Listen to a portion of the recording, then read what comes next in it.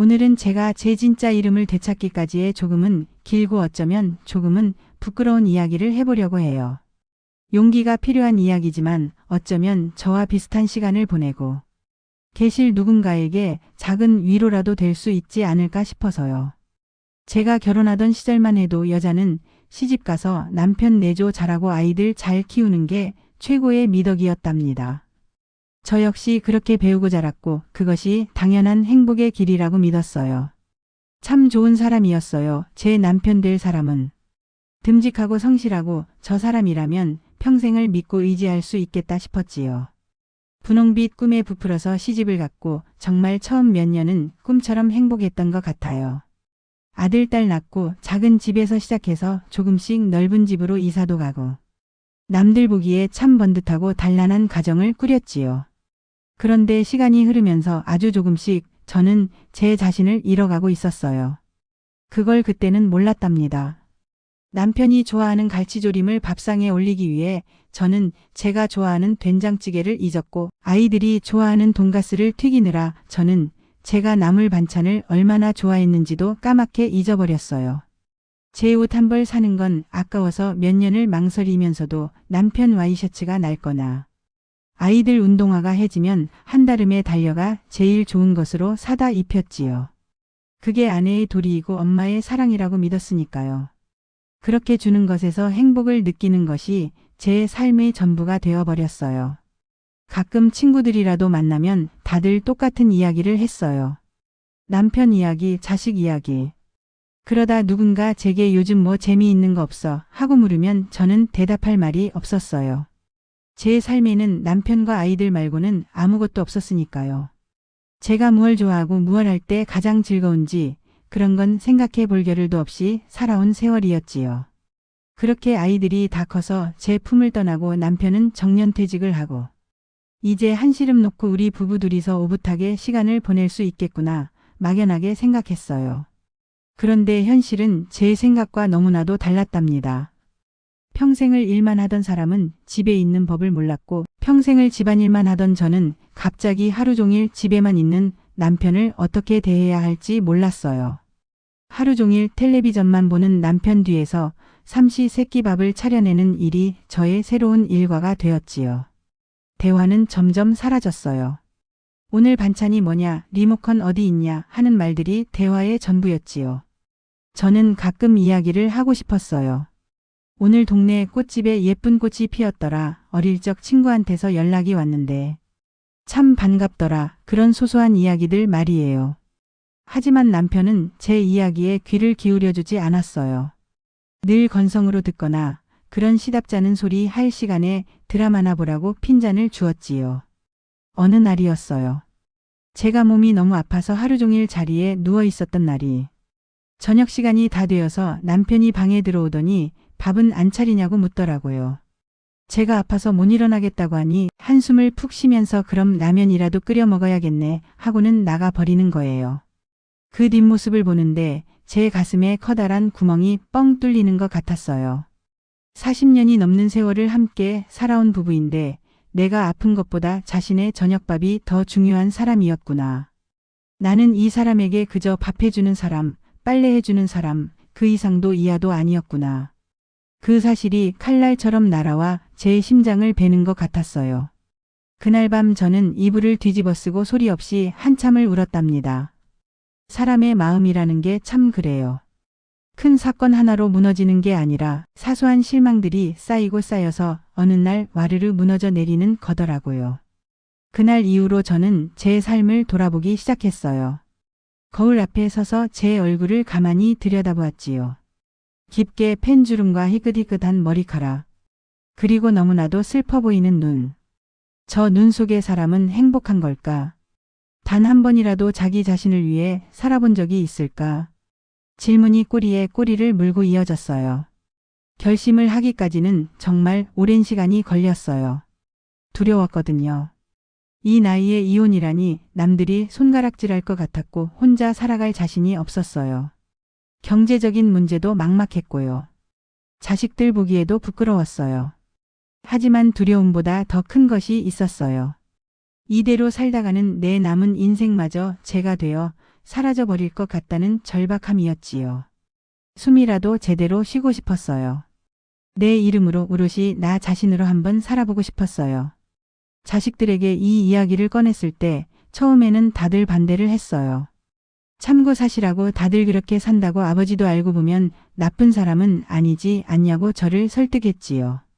하지만 제 표정이 얼마나 단호했는지, 제 눈빛이 얼마나 간절했는지 아이들도 결국에는 제 마음을 알아주더라고요. 엄마의 인생도 엄마의 것이니 엄마가 행복한 길을 선택하라고 저희가 도와드리겠다고 말해주었을 때 저는 또 한 번 눈물을 쏟았답니다.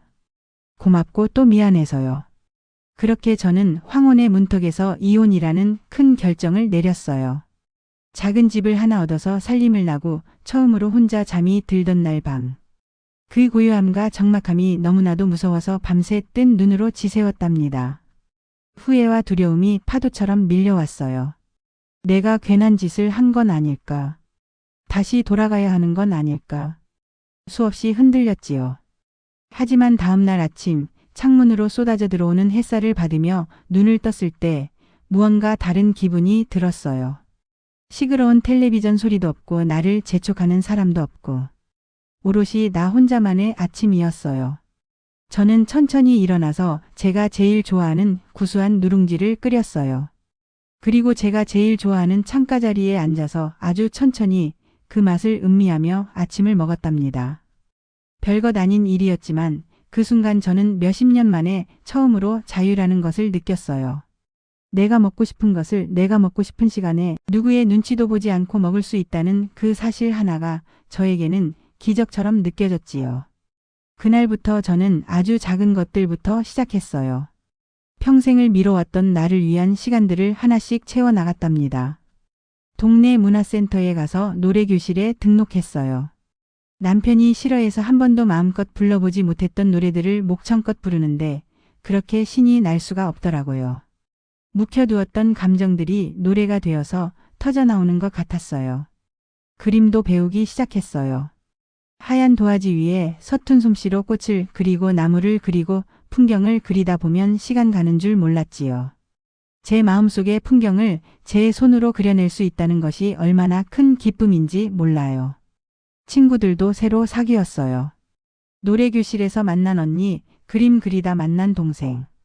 다들 저마다의 사연을 가지고 있지만 서로를 이해하고 격려해 주었지요. 함께 밥을 먹고 차를 마시고 수다를 떨다 보면 외로울 틈이 없었어요. 우리는 서로의 이름을 불러주었어요. 누구 엄마 누구 아내가 아니라 순자씨 영희씨 하고 말이에요. 제 이름이 불릴 때마다 저는 제가 다시 태어나는 기분이었답니다. 아, 내 이름이 이렇게 예쁜 소리를 내는 이름이었구나. 새삼 깨닫게 되었지요. 혼자 여행도 떠나봤어요. 기차를 타고 낯선 곳으로 훌쩍 떠나서 바다도 보고 산도 보고 예쁜 카페에 앉아 향긋한 커피를 마시며 지나가는 사람들을 구경하기도 하고요. 혼자인 시간은 더 이상 외로운 시간이 아니었어요.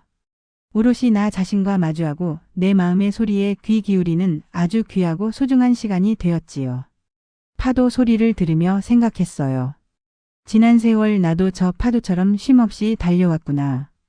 가족이라는 배를 띄우고 거친 풍랑을 헤쳐오느라 얼마나 애썼을까.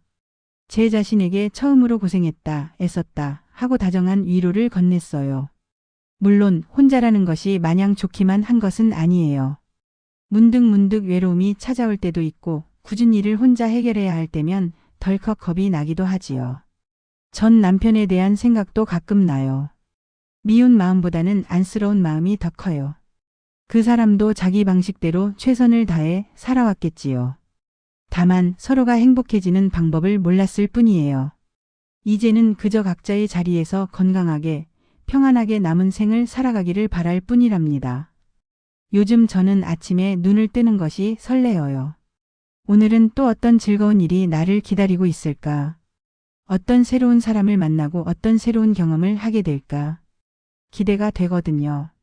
제 손으로 가꾼 작은 텃밭에서 상추를 따서 밥을 싸먹고 오후에는 친구들과 약속을 잡고 저녁에는 좋아하는 책을 읽다 잠이 들어요. 이렇게 소박하지만 온전히 나를 위한 하루하루가 쌓여 제 삶이 되고 있다는 사실이 저를 얼마나 행복하게 하는지 몰라요. 이제 저는 거울 속에 제 모습이 낯설지 않아요.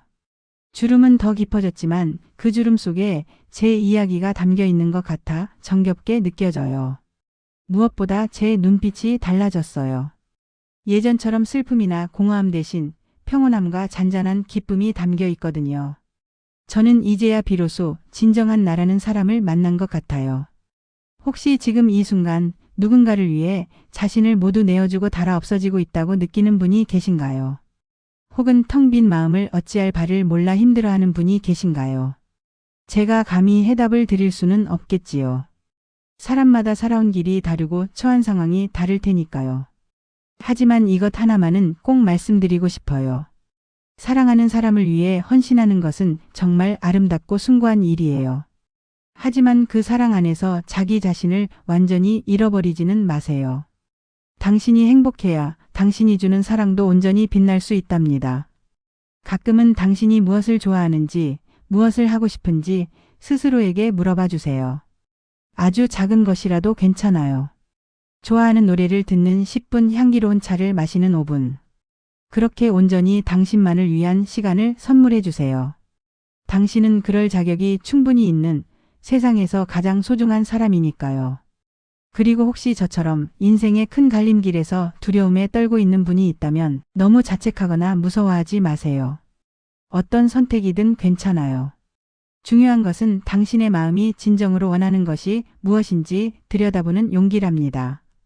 늦었다고 생각할 때가 가장 빠른 때라는 말, 저는 이제 그 말의 의미를 온몸으로 이해한답니다.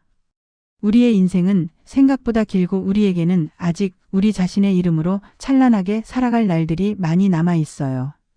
오늘 저의 긴 이야기가 여러분의 마음에 작은 울림이 되었으면 좋겠습니다. 우리는 모두 행복할 권리가 있고 자기 자신으로 살아갈 때 가장 아름답게 빛나는 존재들이니까요. 부디 잊지 마세요. 이 세상에서 가장 중요한 사람은 다른 누구도 아닌 바로 당신 자신이라는 것을요.